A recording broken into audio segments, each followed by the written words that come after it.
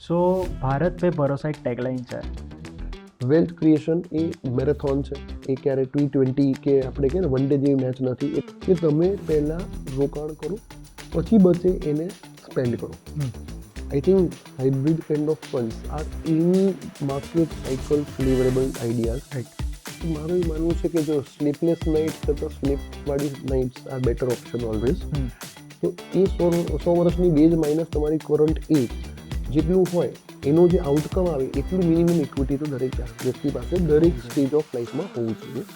Keep buying, keep buying, keep buying. So જયુર sir, first of all welcome to investor sure podcast that is investor talks. So basically I would like કે તમે એકવાર થોડુંક પોતાનું એક introduction આપી દો. So hi Krita, thanks for inviting me. My name is Jayush Shah. I work as a regional head for ICICI Prudential Mutual Funds. And thanks for inviting us, giving us an opportunity for discussing for your customers and show your prospect customers about the market knowledge and discussion. Thank you. So basically I am the one who should thank you for allocating your valuable time. So let's start with the basic question. Yep. So આપણને જેમ કે આપણે last 5 યર્સમાં ઇન્ડિયાને જોઈએ, સો from 2020 to 2024 India has grown a lot. We talk about any space, we talk about political leadership, our economy, everything. So Bharat pe bharosa ek tagline hai. So what do you want to say about Bharat pe bharosa when we talk about capital markets, or let's say equity markets? So I believe Bharat પે ભરોસા હજી બી લોકોનો continue જ છે અને continue રાખવો જોઈએ rather.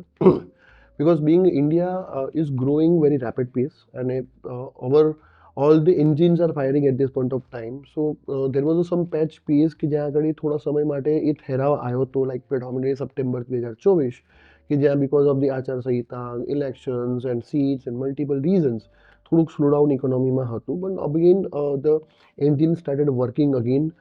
predominantly private government capex be built up થવાનું સ્ટાર્ટ થઈ ગયું છે. Then too along with that private capex is also adding up અને બંને ભેગું થવાના લીધે અલ્ટિમેટલી ટોટલ કેપેક્સ સ્પેન્ડિંગ ઇકોનોમીમાં ક્યાંક ને ક્યાંક નજરે દેખાઈ રહ્યું છે. That is also leading to a growth of economy અને એ ક્યાંક ને ક્યાંક જીડીપીના જે આંકડા લાસ્ટ રિલીઝ થયા એ ઓલરેડી બતાવી રહ્યું છે કે ભારત એના પોતાના સ્પીડ પર વધી રહ્યું છે.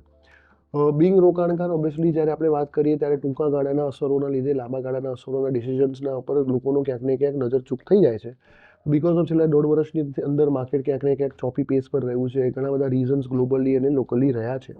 એના લીધે ક્યાંક ને ક્યાંક ભરોસો લોકોનો થોડો ઉઠેલો એવું દેખાઈ રહ્યું છે. પણ ઇક્વિટી માર્કેટ્સમાં છેલ્લા 1.5-2 મહિનાથી જે પાછા ફ્લો આવવાના શરૂ થયા છે, રોકાણકારના કોન્ફિડન્સ વધ્યા છે, માર્કેટના મનોવહેણ ચેન્જ થયા છે, એ જોતાં લાગે છે કે કોન્ફિડન્સ ભારત પે ભરોસા પાછી થિયરી વર્ક કરવાની સ્ટાર્ટ કરી છે. અને જે રીતના ગવર્મેન્ટનું વિઝન છે, જે રીતના ગવર્મેન્ટના એફર્ટ્સ છે અને જે રીતના પોલિસી ફ્રેમવર્ક સપોર્ટ કરી રહી છે, લાંબી ગાળે આખરીને આપણે જે ડેસ્ટિનેશન પર પહોંચવાની વાત હતી કે ભાઈ by 2047 we should be 30 trillion economy. If that happens તો ઓબ્વિયસલી માર્કેટ કેપ બી ક્યાંક ને ક્યાંક એના અરાઉન્ડ થઈ શકે છે. અને that has happen historical in past in multiple countries. તો આપણે ત્યાં બી સેમ એપ્લિકેશન થઈ શકે છે. સર, એવો ક્વેશ્ચન છે કે જ્યારે બી આપણે માર્કેટ્સની વાત કરીએ તો આપણે જનરલી ઇન્વેસ્ટર્સ જોડે એવી વાત કરતા હોઈએ છીએ કે તમે માર્કેટમાં લોંગ ટર્મ બની રહો. જેમ કે આપણે એવું કહીએ છીએ કે 10 વર્ષ તમે ઇન્વેસ્ટેડ રહો, તમને સારામાં સારું રિટર્ન મળી શકે છે, તમારો પૈસો ગ્રો કરી શકે છે. પણ જ્યારે બી એવો જે અત્યારે 1.5 વર્ષના સિનેરિયોમાં જે સીન આવ્યો છે, એવો સીન જ્યારે માર્કેટમાં રેપ્લિકેટ થાય છે તો જે મેચ્યોર ઇન્વેસ્ટર બી હોય છે, એક પોઈન્ટે એ થોડાક કન્ફ્યુઝનમાં આવી જાય છે કે હવે શું કરવું જોઈએ. And due to that pressure sometimes એ લોકો ઇન્વેસ્ટેડ રહેતા નથી. તો એ વિષય ઉપર તમારા હિસાબે ઇન્વેસ્ટર્સે શું કરવું જોઈએ એન્ડ તમારા સાઈડથી એમના માટે કંઈક ગાઈડન્સ છે તમે એમને આપી શકો? સો અહીંયા આગળ હું બેઝિકલી 2 વસ્તુ કહેવા માંગીશ. મારી એક ફેવરેટ એડ છે which is like 5 star, which is like most of the યંગથી લઈને ઓલ્ડ એજ સુધીના દરેક લોકો ખાતા હશે. અને એની એડવર્ટાઇઝમેન્ટ જે છે ને એ મારું અલ્ટિમેટલી ઇન્વેસ્ટમેન્ટ મંત્રા છે for the any investor who is either coming newly or any investor who is already there in investments. એ એડ બહુ સિમ્પલ વસ્તુમાં કહે છે, જસ્ટ ડુ નથિંગ, અચ્છા હુઆ તુને કુછ ના કિયા. તો જે રોકાણકારો છેલ્લા 5-10 વર્ષની સાયકલ જોયેલી છે એ લોકોએ 2020ના કરતાં પણ ખરાબ સમય પાસ્ટમાં જોયેલા છે. માર્કેટના ખરાબ સમય બી જોયા અને એની અંદર પછી નવા ફેઝ બી આવ્યા છે, નવા રિટર્ન્સ બી બન્યા છે. અને જે જૂના રોકાણકારો છે આજે બી કદાચ નફામાં નુકસાનમાં હશે, બટ અલ્ટિમેટલી સારામાં સારી વેલ્થ પર બેઠા આજે પણ છે. સો અલ્ટિમેટલી માર્કેટનો મંત્ર એક જ છે, લાંબી ગાળે હંમેશા પૈસા બન્યા જ છે અને બનતા જ રહેવાના છે. અગર તમે સારા સમયમાં સારા જગ્યાએ સારી એસેટમાં ઓલરેડી ઇન્વેસ્ટેડ છો તો તમારે કંઈ કરવાની જરૂર નથી. લેટ ધેટનો પીરિયડ ગોઝ હવે. ઓટોમેટિક ખરાબ પીરિયડ પછી સારો પીરિયડ આવે છે અને કોક વેચશે તો જ કોક નવું લેશે, તો જ નવા મથાળા બનતા હશે. સો આઈડિયલી અમે તો એડવાઇઝ જ કરીએ છીએ કે ભાઈ જસ્ટ ડુ નથિંગ. અગર ઇન્વેસ્ટેડ છો તો ઇન્વેસ્ટેડ રહો, અને જો નવા ઇન્વેસ્ટમેન્ટ્સ કરવાના કમિટમેન્ટ બી આપતા હો તો એને બી 4-5 વર્ષના લાંબા સમયના પીરિયડ સાથે જ આપવા જોઈએ. અધરવાઇઝ ટૂંકા ગાળા માટે માર્કેટ ક્યારેય પણ બન્યું જ નથી. એન્ડ સેકન્ડલી આપણે એ પણ યાદ રાખવું જોઈએ કે આપણે પેલી સસલા અને આપણે કાચબાની રેસમાં નથી કે ભાઈ સસલું લાગે છે કે એકદમ ફટાફટ સ્પીડમાં દોડી જઈશ કાચબા કરતા, એટલે હું સ્પીડમાં ટૂંકા ગાળામાં ક્યાંક સારું રનઅપ લઈ લઉં ને હું ફટાફટ મારા ડેસ્ટિનેશન પર પહોંચી જઈશ, પૈસો બની જશે. એવું ક્યારે થયું નથી. અલ્ટિમેટલી ઇટ્સ લાઈક તમારે કુલ અને કામ ને કસ્ટમ કાચબાની જેમ ધીરે ધીરે લાગ્યા રહેવું પડશે. વેલ્થ ક્રિએશન એ મેરેથોન છે, એ ક્યારે T20 કે આપણે કહે ને વન ડે જેવી મેચ નથી, એ ટેસ્ટ મેચ છે. તમારે 5 દિવસ આપવા જ પડશે. અને આજકાલની ટેસ્ટ મેચમાં તો એવું જ છે કે 5 દિવસ આપે પછી જ તમને રિઝલ્ટ એકચ્યુઅલી ખબર પડે છે. રાઈટ? તો એ જ રીતે તમારે લાંબા સમય આપશો તો જ તમને વળતર લાંબા મળશે. સર આપણે એક વસ્તુ જોઈએ ને તો ઇન્ડિયામાં કેવું છે કે જે ઓલરેડી જેની પાસે પૈસા છે એ ઓર પૈસો બનાવે છે, જેની પાસે થોડા ઓછા પૈસા છે, થોડા ઘણા ફાઇનાન્શિયલી મિડલ ક્લાસ કે લોઅર મિડલ ક્લાસમાં છે, તો એ લોકો પૈસો નથી બનાવી શકતા ઇવન આફ્ટર ઇન્વેસ્ટિંગ. તો એ લોકો શું ભૂલ કરી રહ્યા છે? જે ભૂલ પૈસાવાળા કરી રહ્યા છે બિકોઝ એનો ઇન્વેસ્ટમેન્ટ પૈસો લગાડ્યો છે કે જેની એને ઇમિડિયેટ જરૂરિયાત નથી. એટલે મારું નેટ સરપ્લસ કેપિટલ જે મેં ઓલરેડી ડેવલપ કર્યું છે. જો પૈસાવાળા જે છે ને કોઈ પણ બિઝનેસ એન્ટરપ્રાઇઝ પ્લેયરને તું જોઈશ તો એ લોકો એના કેપિટલ જે એની પાસે આવે એમાંથી પહેલાં ઇન્વેસ્ટ કરે છે. So they try to either invest in businesses, they try to invest in to companies, they try to invest in to either markets and all other investment options. But એ લોકો પહેલાં ઇન્વેસ્ટ કરે છે, પછી બચે છે અને સ્પેન્ડ કરે છે. જ્યારે બિંગ મિડલ ક્લાસ આપણી સૌથી મોટી પ્રોબ્લેમ શું છે, આપણી શોર્ટ ટર્મ નીડ્સ એટલી બધી વધારે થઈ જાય છે કે આપણે પહેલાં ખર્ચ કરીએ છીએ અને પછી જો બચે એને ઇન્વેસ્ટ કરીએ છીએ. અગર જો આપણે જે પૈસાવાળા છે એ લોકોનું મંત્રને ફોલો કરીએ, લાઈક ઘણા બધા લોકો વોરન બફેટ સાહેબના એક્ઝામ્પલ્સ આપતા હોય છે. વોરન બફેટ સાહેબ પણ વર્ષોથી લોકોને શીખવાડી ચૂક્યા છે કે તમે પહેલાં રોકાણ કરો, પછી બચે એને સ્પેન્ડ કરો, તો તમારા પૈસાને બનાવીને આપશે. અલ્ટિમેટલી પૈસાને બનાવે છે અને લાંબી ગાળે પૈસા બને છે. સો અલ્ટિમેટલી જે middle class lower middle class family છે, મારું તો એડવાઇસ છે એમને કે તમારે તમારા ભવિષ્યના પ્લાનિંગ માટે પહેલાં ઇન્વેસ્ટ કરવું જોઈએ, પછી બચે એને સ્પેન્ડ કરો. અને ઇન્વેસ્ટ કર્યા પછી એને રોજ ના જોઈ અને એને સમય આપો. કારણ કે નાના બાળકને બી જન્મીને દોડતા થતા પોતાની જાતની ટેક કેર કરતા બી ટાઈમ લાગે છે. એમાં રોકાણ બી એવું જ છે. તમે આજે રોકાણ કર્યું તો કાલથી એક્સપેક્ટ ન કરી શકો કે તમે મલ્ટિપ્લિકેશનમાં આવશો. લાંબી ગાળે તમે મલ્ટિપ્લિકેશનનો ચોક્કસ. સર એ પ્રોબ્લેમ તો આપણે બી જોઈ રહ્યા છે કે લાઈક કેવું છે કે અત્યારે લોકો દેખાદેખીમાં એટલા છે કે પોતા પાસે પૈસા નથી છતાં પણ EMI કરીને they are buying iPhones or branded things. તો રાધર દેન તમારી વાત એકદમ સાચી છે કે rather than just to show off something, પહેલાં પોતાનું ફ્યુચર પ્લાન કરીને જો આગળ વધે તો સારામાં સારું થઈ શકે. કરેક્ટ. સર બીજો ક્વેશ્ચન એવો છે કે વેલ્થ ક્રિએશન માટે જે સૌથી ઇમ્પોર્ટન્ટ ટોપિક છે જેના રિલેટેડ બધા વાત કરે છે એસેટ એલોકેશન. સો તમારા દૃષ્ટિએ એસેટ એલોકેશન કેટલું ઇમ્પોર્ટન્ટ છે for wealth creation? So there was one study happened in past in US and done by one of the external agencies, and that agency has showcased that data કે even in વર્લ્ડમાં જે પણ લોકોએ પૈસા બનાવ્યા છે 98% of ઇન્વેસ્ટરના જે પૈસા બન્યા છે એ એસેટ એલોકેશનથી જ બન્યા છે. 2% લોકોના પૈસા વેલ્થનો થ્રુ બન્યા છે ઓર કાં તો સમ શોર્ટ ટર્મ ટાઈમિંગ્સ અને એના લીધે બન્યા હશે. બટ 98% પોપ્યુલેશન તો વેલ્થ ક્રિએશન થ્રુ પૈસા બનાવે છે. Right? So I personally believe asset allocation બહુ જ મહત્વનું છે, દરેક ફેઝ ઓફ માર્કેટ માટે બહુ મહત્વનું છે. અને ઇફ એઝ અ ઇન્વેસ્ટર તમારે લાંબી ગાળે પૈસા બનાવવા હોય તો તમારે બધી એસેટ ક્લાસને કેવું કે આપણે બધા અંડાને એક જ જગ્યાએ ના મૂકો, અલગ અલગ જગ્યાએ મૂકો, સો દેટ અગર ટોકરી પડે તો બધા અંડા ડિસ્ટ્રોય નહીં થાય. સો એ જ રીતે એસેટ એલોકેશન બી ઇમ્પોર્ટન્ટ છે.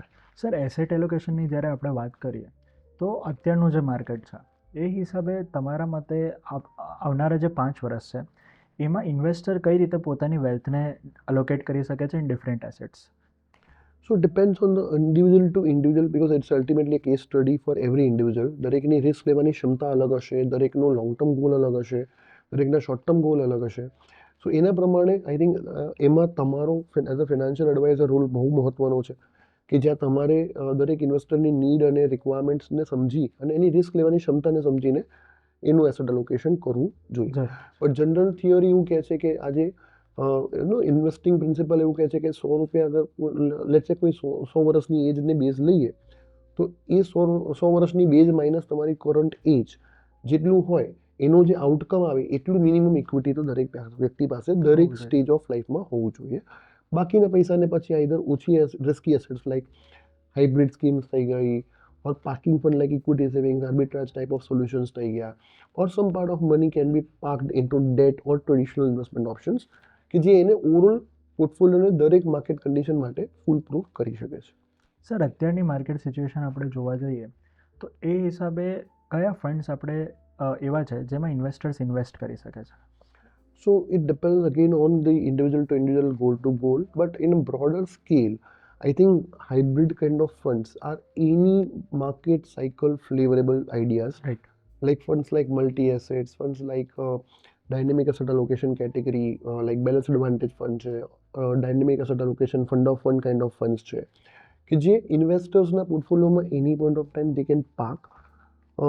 Best part of this funds are that કે જ્યાં માર્કેટ કદાચ ખરાબ લાગતું હશે તો ફંડ મેનેજર ઇક્વિટી નેચરલી વધારી શકે છે, અને જ્યારે લોકો માર્કેટની અંદર ઓછું પાર્ટિસિપેટ કરતા હોય તે વખતે નીચેના લેવલ પર લીધેલી ઇક્વિટી જ્યારે બધા જ ગામના લોકો લેવા આવશે તો એ સમય ઉપરના લેવલ પર ફંડ મેનેજર એક્ઝિટ કરીને એક આલ્ફા જનરેટ કરવાની કન્સિસ્ટન્સી બનાવી શકે છે.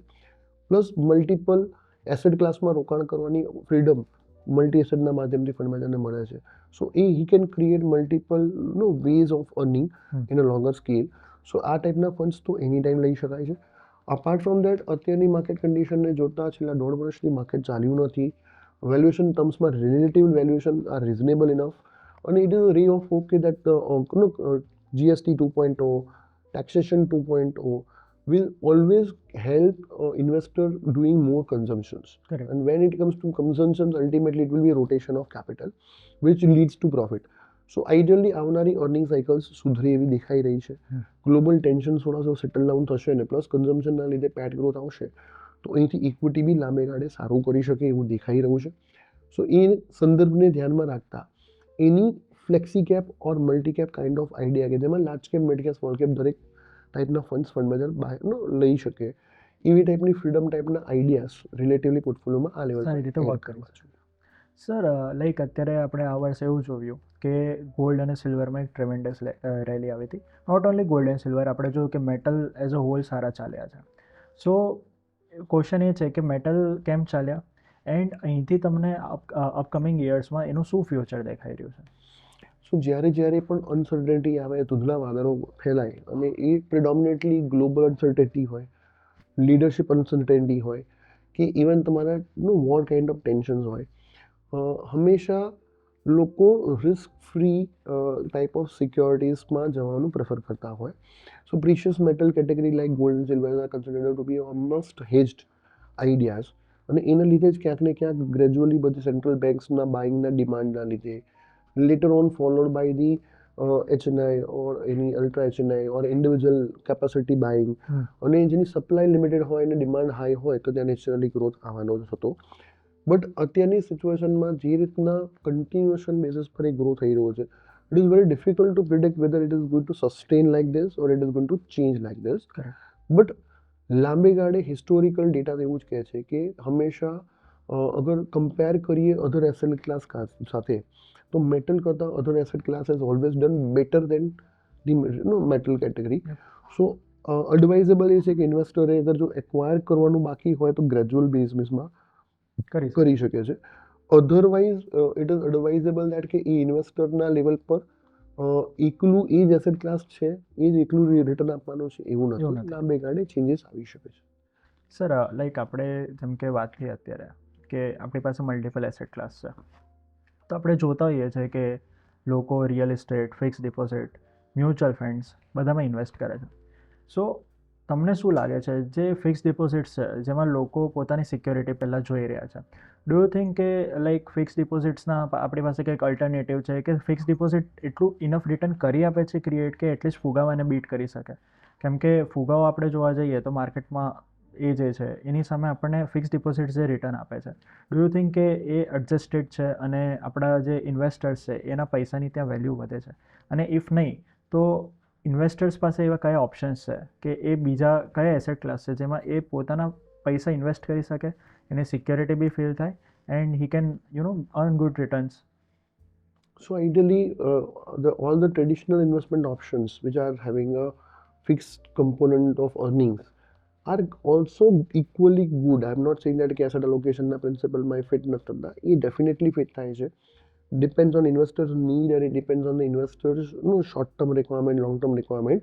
એની પોતાની risk taking capacity પ્રમાણે traditional funds બી એની પાસે some part of money should be there because it can give you immediate liquidity whenever it is required. But in a longer scale, અગર વાત કરું તો કદાચ એ જ પૈસાના ઇન્વેસ્ટમેન્ટના અવેજ તરીકે હાઇબ્રિડ સ્કીમ્સ બેટર ઓપ્શન છે કે જ્યાં આગળ એટલીસ્ટ લાંબી ગાડી રોકાણકારને મોંઘવારી બાદ કરીને બેટર થોડાક આલ્ફા બને છે અને એની અંદર એક લાંબી ગાળે તમને રેગ્યુલર કેશ ફ્લોની જરૂરત હોય તો તમે SWP સિસ્ટમેટિક વિડ્રોવલના માધ્યમથી એક રેગ્યુલર કેશ ફ્લો પણ બનાવી શકો છો. સો એની અંદર દરેક વ્યક્તિની પાસે અલગ અલગ ચોઇસીસ છે. એમાં ઓછા રિસ્કના fund like balance advantage category છે, એનાથી થોડીક ઉપરમાં લોકો પાસે જવું હોય તો ઇક્વિટી એન્ડ ડેટ જેવી કેટેગરી છે, એનાથી ઉપર જવું હોય તો મલ્ટી એસેટ જેવી કેટેગરી છે. બટ એટલીસ્ટ ઇન્વેસ્ટર માટે better in a longer term એક આલ્ફા ઇન્ફ્લેશનરી એડજસ્ટેડ રિટર્ન્સ અને જોડે રેગ્યુલર કેશ ફ્લો જોઈતો હોય તો એમાંથી આરામથી બની શકે છે. આપણે મલ્ટી એસેટની જો આપણા જ ફંડની વાત કરીએ તો મેં એક ડેટા વાંચેલો જેમાં ઇન્વેસ્ટરે 25 લાખ રૂપિયા મૂકેલા, 9% વ્યાજે પૈસા ઉપાડતા હતા, 18,750 રૂપિયા એને 22 વર્ષ લીધા, જેની મતલબ 25 લાખની સામે એને 47 લાખ રૂપિયા વ્યાજ લઈ લીધો. છતાં પણ જ્યારે ફેબ્રુઆરી 24ની આપણે વેલ્યુએશન કાઢી હતી it was somewhere around 11.25 CRs. So it is tremendous wealth generated even after taking lots of interest. So multi-asset I feel કે સારો એવું ઓપ્શન છે if investor has 2 to 3 years. Again sir like question એવો છે કે જેમ કે કોઈ પણ ઇન્વેસ્ટર છે એક ટાઈમ ફ્રેમ લઈને આવતો હોય છે. હવે માન લો કે કોઈ ઇન્વેસ્ટર છે એની પાસે 10 વર્ષ છે, તો ડુ યુ થિંક કે investor should do more SIPs in small cap mid caps જે રિસ્ક લઈ શકે છે, જેનો રિસ્ક એપેટાઇટ સારો છે, જે મારી એજના છે, who is around 23-24, right? Do you think that small cap and mid cap can generate better alpha than that of large caps? So ultimately, there is a equity principle says જેટલું high risk એટલું high returns. Small and mid cap ના naturally inherent risk relatively high હોય છે because of the volatility of market અને predominantly માર્કેટમાં કંઈ પણ થાય તો એની અસર સીધી તમને સ્મોલ એન્ડ મિડ કેપમાં દેખાતી હોય છે. એટલા માટે એની વોલેટિલિટી તો રહેવાની જ છે. પણ જો ચોક્કસપણે અગર ઇન્વેસ્ટર 10 વર્ષ સુધીની કેપેસિટી હોલ્ડ કરે છે, SIPના માધ્યમથી આવે છે જ્યાં રૂપી કોસ્ટ એવરેજિંગનો અર્લી એને બેનિફિટ મળી રહ્યો છે, વોલેટિલિટી આર ફ્રેન્ડ ઓફ રૂપી કોસ્ટ એવરેજિંગ, કારણ કે જેમને જેટલું માર્કેટ નીચે જશે એટલું વધારે યુનિટ્સ તમને મળશે અને એટલું વધારે તમને યુનિટ લાંબે ગાળે રૂપી કોસ્ટ એવરેજિંગનો ફાયદો પ્રિન્સિપલની સાથે મલ્ટિપ્લિકેશન માટે બી હેલ્પ કરે છે. સો અગર જો તમે ચોક્કસપણે રિસ્ક ઓછું લેવાના હો, ચોક્કસપણે તમે રિસ્ક લો છો પણ લાંબી ગાળા સુધી લો છો, આઈડિયલી તમે વધારે પડતી ચિંતા નથી કરવાના. નાના મોટા સમયમાં વખત નેગેટિવ રિટર્ન્સ આવે છે, કોઈ લાંબા સમય સુધી એનો સેમ વેલ્યુએશન પર રહે છે, તો એવા ઇન્વેસ્ટરને લાંબી ગાળે ચોક્કસપણે સ્મોલ એન્ડ મિડ કેપ વળતર બનાવી શકે છે સારા. અને હિસ્ટોરિક ડેટા બી એવું જ કહે છે કે એને પાસમાં સારા એવા પૈસા બનાવેલા બી છે. સર મેં એક વચ્ચે ડેટા રીડ કરેલો which is a very interesting data again, કે લેટ્સ સે કોઈ ઇન્વેસ્ટર 20 વર્ષ માટે માર્કેટમાં રહે છે, એ હાઇબ્રિડ સ્પેસમાં ઇન્વેસ્ટ કરે, લાર્જ કેપ્સમાં ઇન્વેસ્ટ કરે, સ્મોલ કેપ મિડ કેપ્સમાં કરે, તો 20 વર્ષનું બધાનું જે એવરેજ છે ઇટ ઇઝ સમવેર અરાઉન્ડ 17%. સો આપણે ઇન્ડિયન ઇકોનોમીને વાત કરીએ તો તમને એવું નથી લાગતું કે વધારે રિસ્ક લઈને એવરેજ મતલબ અગેન 17% મીડિયન રિટર્ન્સ લઈએ એના કરતાં we should choose lesser risk, lesser volatility, so that આપણને જ્યારે ક્યારે પૈસાની જરૂર પડે તો આપણે વિડ્રો કરીને આપણી પાસે એ મૂડી આપણે વાપરી શકીએ. તો તમારો એના પર વ્યૂ શું છે? So મારું એવું માનવું છે કે જો સ્લીપલેસ નાઇટ કરતાં સ્લીપવાળી nights are better option always. So when you are investing in to high risky assets always you will be, જ્યારે વોલેટિલિટી હશે ત્યારે તમારી નાઇટ સ્લીપલેસ હશે. But when you are investing into dynamic asset allocation categories and without taking much of risk, if the fund manager is able to generate better alpha for longer term, તો better છે કે તમે risk free વાળી ઓપ્શનમાં જાઓ એટલે ઓછા risk લઈને વધારે સારા stable consistent return. See battle એ નથી કે મારા સૌથી વધારે બન્યા, બેટલ એ છે કે મારા કન્સિસ્ટન્ટ કેટલી વાર બન્યા. સાચી વાત. અને એ તમને ડાયનેમિક એસેટ એલોકેશન કેટેગરી હંમેશા બનાવીને આપવાની ક્ષમતા ધરાવે છે. તો આઈ તો ડેફિનેટલી પ્રેફર કે you always focus more on this kind of fund કે જે ડાયનેમિક એસેટ એલોકેશન રહી ઓછું કાં તો લો રિસ્ક હાઈ રિટર્ન્સ બનાવવાની લોંગ ટર્મમાં સંભાવનાઓ વધારે છે. તો એ ટાઈપના ફંડ્સ વધારે હોવા જોઈએ. સર ઇન્વેસ્ટર્સ ને સમટાઈમ્સ પોતે સેલ્ફ સ્ટડી કરીને ઓનલાઈન જાતે ઇન્વેસ્ટ કરાવે છે. તમારા મતે કોઈ પણ ઇન્વેસ્ટર છે એની લાઈફમાં ફાઇનાન્શિયલ એડવાઇઝર કાં તો આરઆઈએ કાં તો ડિસ્ટ્રીબ્યુટરનો શું રોલ હોઈ શકે છે, જે મતલબ એ લોકો એમને કઈ રીતે હેલ્પ કરી શકે છે જે જાતે નથી કરી શકતા? જે લોકો જાતે સ્ટડી કરીને ઇન્વેસ્ટમેન્ટ કરે છે, મારું માનવું એવું છે નોલેજ હોવું બહુ જરૂરી છે. બિકોઝ તમે અલ્ટિમેટલી તમારી હાર્ડ એન્ડ મની ઇન્વેસ્ટ કરવા જઈ રહ્યા છો તો તમને એટલીસ્ટ બેઝિક ખબર હોય છે તમારા પૈસા ક્યાં લાગી રહ્યા છે, ક્યાં આગળ તમારું ઇન્વેસ્ટમેન્ટ જઈ રહ્યું છે, કયા ડિરેક્શનમાં વસ્તુઓ જઈ રહી છે.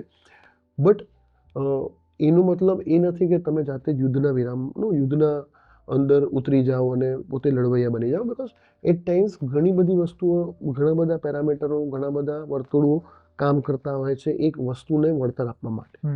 90% ઓફ ધ ટાઈમ ઘણી બધી વાર એઝ અ રોકાણકાર આજે હું પોતે લેમેન તરીકે જ્યારે ઇન્વેસ્ટમેન્ટ લેવાનું ડિસિઝન લઉં તો હું કોઈ ફંડને લઈશ તો ફંડની અંદર વધીને હું શું જોઈશ, એના પોર્ટફોલિયોઝ જોઈશ, ફંડ મેનેજર શું છે, એની લીગસી શું છે, ફંડ હાઉસની લીગસી શું છે.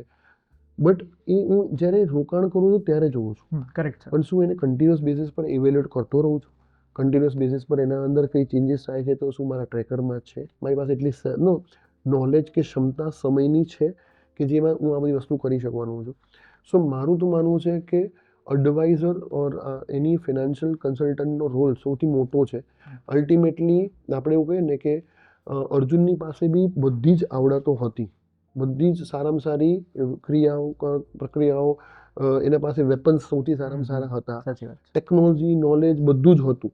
પણ તો પણ એને સારથીની જરૂર પડી, અર્જુનની જરૂર પડી. અને અર્જુન હતા જ્યારે 100 કૌરવ વચ્ચે વર્સિસ 5 પાંડવ, 5 લોકો 100 લોકોને મારી દે અને 5 લોકોની વિક્ટરી થાય 100 લોકોની સામે, એ તો એક ખાલી પિક્ચરની કલ્પનાઓ જ આપણે સમજી છે. પણ કદાચ આવો સારો ગાઈડન્સ ગુરુ હોય તો કૃષ્ણ હોવો જોઈએ તમારી પાસે. 100% પોસિબલ છે. તો કૃષ્ણ જરૂરી છે, એડવાઇઝર જરૂરી છે. ઇવન ગમે એટલું સારું ડીપ નોલેજ રાખ્યું હોય પણ તો બી અગર તમે કોઈ કન્સલ્ટન્ટની જોડે રેફર કરીને ડિસ્કસ કરી લો છો તો બી અલ્ટિમેટલી તમારા ડિસિઝન્સને ઘણા બધા ફાઇન ટ્યુન્સ મળી શકે છે. આઈ થિંક સો એડવાઇઝર તમને તમારા બાયસીસથી ડિફરન્શિએટ કરી આપવામાં બહુ મોટી હેલ્પ કરે. 100%. See, 6,000 plus schemes are there. Multiple categories are there. Multiple cycles are affecting multiple categories. તો કયા સમયે કઈ કેટેગરીમાં જવું, કયા સમયે કયા કેટેગરીમાંથી નીકળવું, કેટલું વેટેજીસ આપવું, કેટલું ન આપવું, ક્યારે એમાં ઊભું રહેવું, ક્યારે એમાં એડ ઓન કરવું, આ બધા ડિસિઝન જો એઝ અ ઇન્ડિવિજ્યુઅલ હું જાતે જ લઈ શકતો હોત તો કદાચ મારે બીજા કોઈ પણ ગુરુની જરૂર નથી. પણ it is practically impossible for anybody to evaluate every data points. That is true. So that's why I think the financial advisor role comes in picture and it is making more difference. Sir આ એક બહુ મજાદાર તમે વાત કરી કે there are many sectors, many different funds available. તો એવો કોઈ ફંડ હવે આપણી પાસે અવેલેબલ છે જે ડિફરન્ટ સેક્ટર્સને કવર કરે છે અને જ્યારે જે સેક્ટર ચાલવાનો એ રીતે એની ફંડ મેનેજર એ હિસાબે તમારા મનીને મેનેજ કરી આપે? So we are having one fund called Thematic Advantage Fund of Fund, which is investing into multiple themes, multiple cycles. There we take a very contrarian bets. At times we will that કે જ્યારે જે segment નથી ચાલ્યું, જે most heated space હોય, જેને કદાચ કોઈ અત્યારના લેવા માટે ઇન્ટરેસ્ટેડ નથી, એ સ્પેસની અંદર લોકો રોકાણ અવોઇડ કરતા હોય. પણ એ અમે કદાચ કોન્ટ્રેરિયન બેટ તરીકે લઈએ છીએ અને એની અંદર કોન્સન્ટ્રેશન કરી, સાઇઝ કરી, એન્ટ્રી એનો એક્ટિવલી મેનેજ કરી અલ્ફા બનાવવાની કોશિશ કરીએ છીએ. So ultimately again I can say mutual fund investment are subject to market risk. Definitely. We have to read all the documents before investing. But still, these are the kind of fund કે જે definitely as a one stop solution investor માટે બનેલા છે, જેમાં એ આવી શકે છે અને જ્યાં એટલીસ્ટ થીમ રોટેશનને જાતે કરવાના કરતાં ફંડ મેનેજર એના માટે એ કામ વધારે સારી રીતે કરશે. સર એક ક્વેશ્ચન એવો છે કે તમારા માટે વેલ્થ ક્રિએશનનો મંત્ર શું છે? What is the wealth creation mantra for you? For me, wealth creation is very simple. Whatever financial goal I'm having or whatever financial dreams or whatever dreams I'm having, I can do without thinking કે કાલે હું ક્યાંથી બીજા પૈસા લાવીશ. Definitely. Ultimately મારો wealth creation ઓર financial ફ્રીડમનો મંત્ર એક જ છે કે મારે જે પણ ખર્ચ કરવો છે કે જે પણ વ્યક્તિ માટે ખર્ચ કરવો છે એના માટે ખર્ચ કરતાં મારો હાથ ખચકાવો ના જોઈએ, અને એ ખર્ચ કર્યા પછી પણ મને એટલું મેન્ટલ સ્વીપ હોવી જોઈએ કે કાલે ફરીથી જો નવો કોઈ ખર્ચ આવશે તો મારી પાસે એટલી સફિશિયન્ટ બેકઅપ છે જે એને ટેક કેર કરી લેશે. સો એવું ફાઇનાન્શિયલ ફ્રીડમ દરેક વ્યક્તિએ આપવું જોઈએ. સર, એક ક્વેશ્ચન એવો છે કે મારા જેવો કોઈક નવો ઇન્વેસ્ટર હોય who is starting with his investment journey, તો એની ઇન્કમમાંથી what is a base amount of percentage that he can invest, જે એની ઇન્વેસ્ટમેન્ટ્સ માટે યુઝ કરી શકે? So being, if there is a new person, young age guy, જેની responsibility કાંઈ હશે નહીં પરિવારની, તો એવા લોકોને તો મારું તો ઓપ્ટિમિસ્ટિક આન્સર કહું તો એટલીસ્ટ એની ઇન્કમના 60-70% money should be investing immediately. Because problem એક જ છે કે જેમ જેમ તમે એજમાં આગળ વધતા જશો એમ તમારી જવાબદારી વધતી જશે, તમારી કમ્પલસરી ખર્ચાઓ અમુક એવા આવશે કે જે તમે અનઅવોઇડેબલ હશે, રિસ્પોન્સિબિલિટી હશે જે અનઅવોઇડેબલ હશે. જેમ જેમ એજ વધશે, રિસ્પોન્સિબિલિટી વધશે, એમ તમારી ઇન્વેસ્ટ કરવાની ક્ષમતા ઘટશે. જ્યારે અત્યારના તમારી જો અગર ઇન્વેસ્ટમેન્ટની ક્ષમતા વધારે છે અને જવાબદારીઓ નથી તો બેટર છે મેક્સિમમ અત્યારના લોડ કરો, ઇન્વેસ્ટ કરો, તાકી તમને એ ઇન્વેસ્ટમેન્ટ લાંબા ગાળા સુધી ઊભું રાખીને કમ્પાઉન્ડિંગની મજા વધારે માણી શકશો, તો કદાચ જલ્દી ફાઇનાન્શિયલી ફ્રી વહેલા થઈ શકશો. Definitely sir. એન્ડ સર, એક ક્વેશ્ચન એવો છે કે વી સી કે લોકો છે ને એક ભીડને જોઈને start investing in a particular asset and they don't know when to exit. ભીડને જોઈને જતા તો રહે છે પણ નીકળી નથી શકતા, and then they lose their money. So એ વસ્તુને લઈને તમારા પાસે કોઈક આપણા જે યંગ વ્યુઅર્સ હોય એમના માટે કંઈક તમારા સાઈડથી કંઈક એડવાઇસ છે?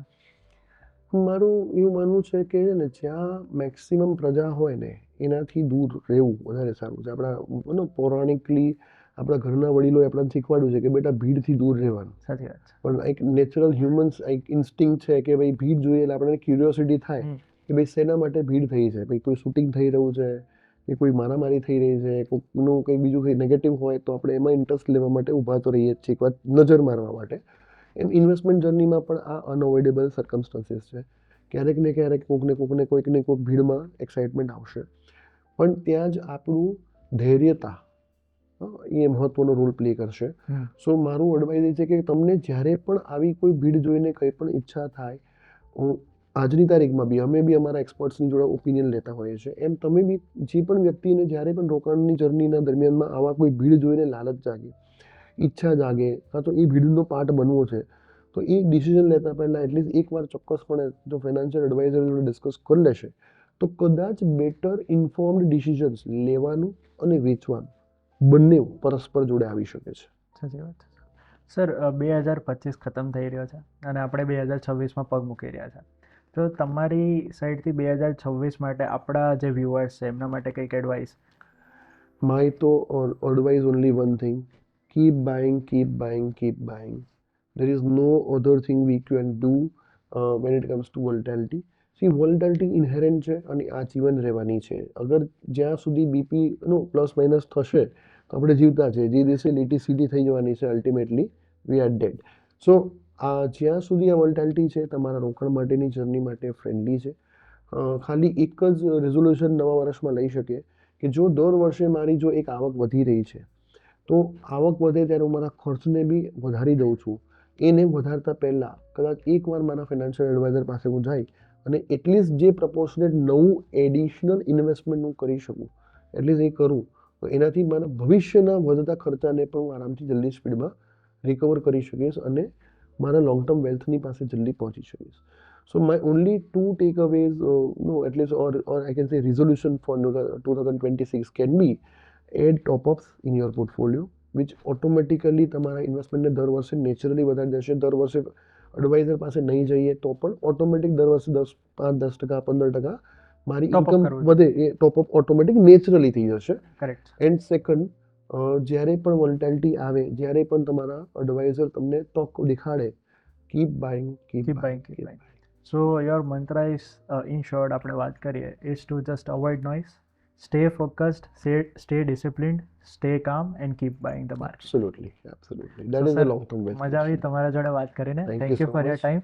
Thank you for the opportunity. Thank you for inviting us Thank you, also. sir. Yeah. Thank you. Mutual fund investment are subject to market risk. Please read all documents carefully before investing, and before taking any investment decisions, please contact your financial advisor. Thank you.